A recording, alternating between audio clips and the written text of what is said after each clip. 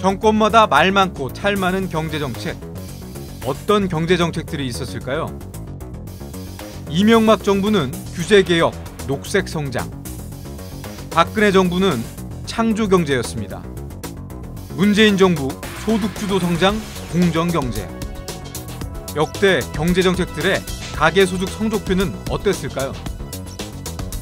이명박 정부 때는 1분위 소득이 6.6% 증가하고 5분위 소득은 한 4.6% 증가를 했는데 저소득층의 소득이 이제 고소득층보다 더 많이 증가를 해서 소득 격차가 줄어들었기 때문에 가장 이상적인 방향으로 소득 격차가 해소됐다고 볼 수가 있어요. 그리고 박근혜 정부 때는 이제 소득 증가율이 이제 둔화되기는 했지만 그래도 이명박 정부 때와 마찬가지로 이제 그 저소득층의 소득이 이제 고소득층보다 이제 빨리 증가를 해서 소득 격차가 이제 해소됐었는데. 그렇다면 현재 문재인 정부는? 현 정부 들어서 이제 소득 격차가 보시다시피 저소득 소득은 이제 7.6% 감소를 하고 고소득층은 이제 10.3% 증가를 해서 소득 격차가 확대가 되지 않습니까? 문재인 정부가 강력히 추진 중인 소득주도 성장 정책. 하지만 경제 이론에도 없는 말이다. 소득주도 성장 정책은 사실 그 현실에서 작동하지 않는 이제 검증되지 않는 이론에 이제 기반을 두고 실험을 하고 있는 것이 이제 문제라고 생각을 하는데요.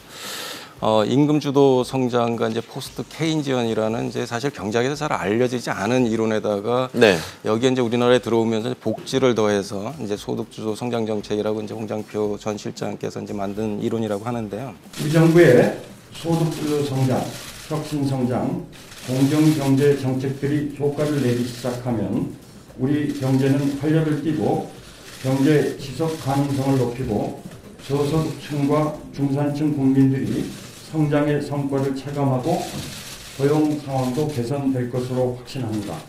그 우리나라 이제 소득 상위 20%가 하위 20%의 소득이 몇 배가 되느냐, 그러니까 5분위 배율로 이제 따져보면 2016년까지는 이제 한 4.5배 내외에서 이제 왔다 갔다 했는데 2017년에 이제 4.73배로 이제 늘어났고 올해 들어서 이제 5.23배로 이렇게 크게 5배로 늘어났군요. 예, 그렇죠.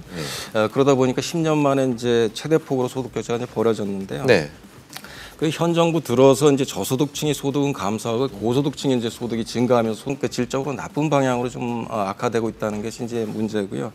그래서 이제 분배를 중시하는 이제 정권에서 분배가 오히려 좀 악화되는 것은 아이러니하지만 또 오히려 어떻게 보면 당연한 결과일지도 모릅니다. 그래서 경기가 침체될 때는 항상 저소득층부터 이제 일자리를 잃고 소득이 줄어들기 때문에 이런 현상이 나타난다고 생각합니다. 정부가 이토록 소득주도 성장론을 고집하는 이유는?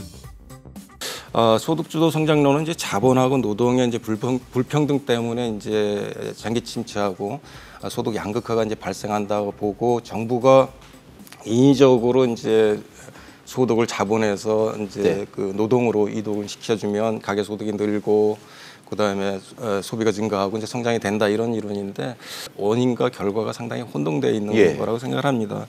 성장을 통해서 이제 새로운 부가 창출될 때 이제 가처분 소득이 늘고 소비가 늘고 다시 이제 성장이 되는 이런 이제 선순환 구조가 정착이 되는 거지 그냥 단지 한쪽에서 다른 쪽으로 이제 부를 이동을 시킨다 그래서 가처분 소득이 느는 게 아닌 거지 않습니까? 그래서 이게 이제 원인과 결과를 좀 혼동하고 있고 그다음에 그러다 보니까 현재 같은 이제 고통이 부작용이 이제 나타난다고 생각을 합니다.